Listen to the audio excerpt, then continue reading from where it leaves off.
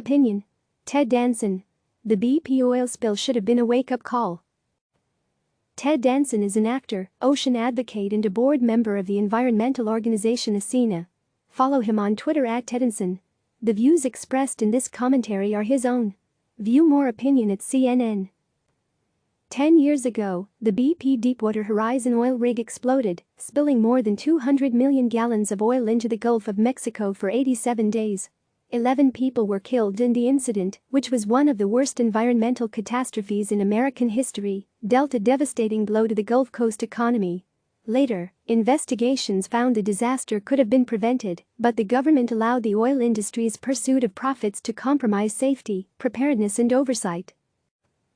Today, it's as if we've learned nothing from that disaster. President Donald Trump has not stopped work on his radical plan to expand offshore oil drilling to nearly all of our oceans.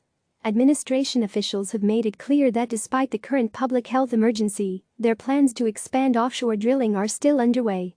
In fact, earlier this month, Trump held a questionable closed-door meeting with oil executives, asking the president for federal financial support amidst a global glut of oil. My interest in ocean conservation began on a day in 1987 when I decided to take my daughters, who were 4 and 8 at the time, swimming at the beach near our home in California. We were running toward the water when we were stopped by a sign that read, "No swimming, ocean polluted."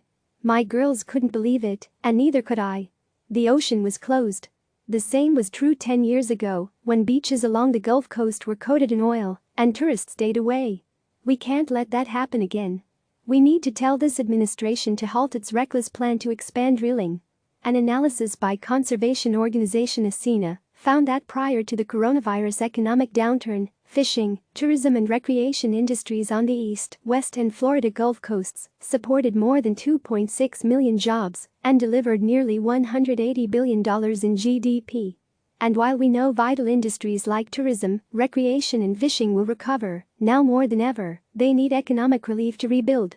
We will come through this current crisis, and when we do, the last thing coastal communities need is the additional threat of offshore drilling and potential oil spills that could ruin their livelihoods and way of life.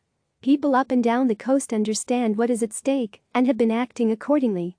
Many elected officials, businesses and coastal municipalities have voiced concern or opposition to expanding offshore oil drilling and exploration, including every East and West Coast governor.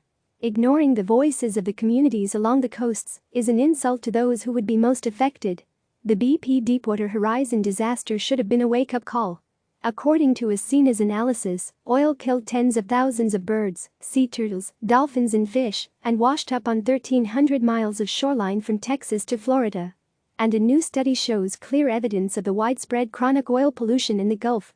Scientists tested over 2,500 fish from 2011 to 2018, and one researcher, Stephen Murawski, said, "We actually haven't found one oil-free fish yet." To prevent another environmental disaster, we need to dramatically increase the safety and oversight of existing offshore drilling operations while rapidly transitioning away from fossil fuels to clean, renewable energy sources that will help head off the climate crisis. Instead, the too few safety standards that were put in place after the disaster have been gutted by Trump. The industry continues to drill in deeper and riskier waters, inviting another catastrophe. Now Trump wants to expand dirty and dangerous drilling, threatening coastal communities across the country. Parents should never have to explain to their children that they can't go swimming because their government sold out their oceans to the highest bidder. If Trump's drilling plan moves forward, we face oil spills, industrialization, ecological degradation and the destruction of a way of life. That's on top of the pain so many are already suffering because of our current crisis. That would put us in a worse place indeed. Click subscribe to receive the latest news.